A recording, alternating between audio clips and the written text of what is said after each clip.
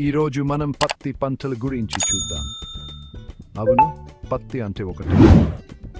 రకరకాల పత్తి రకాలు ఉన్నాయి, ప్రతిదానికి ప్రక్క లక్షణాలు ఉన్నాయి.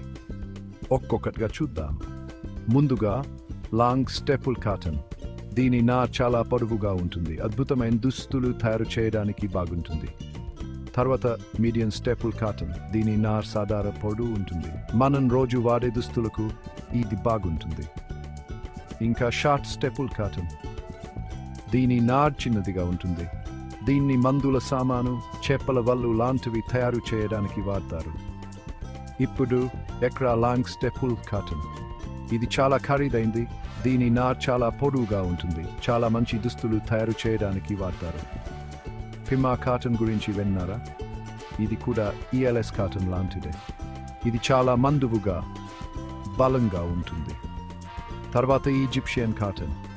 దీని నార కూడా చాలా పొడవుగా ఉంటుంది, చాలా మంచి క్వాలిటీ మందువుగా ఉంటుంది. ఇంకా ఆర్గానిక్ కాటన్. దీన్ని ఎలాంటి క్రిమి సంహార మందులు లేకుండా పండిస్తారు, ఇది పర్యావరణానికి మంచిది. The BT cotton. దీన్ని కీటకాలను నివారించడానికి జంతుపరంగా మార్చారు. అన్ని రకాల పత్తి గురించి చెప్పుకున్నాను. ఈజిప్షియన్ నుండి ఆర్గానిక్ వరకు ప్రతి పత్తి రకానికి దాని ప్రత్యేకతలు ఉన్నాయి. చూసినందుకు ధన్యవాదాలు.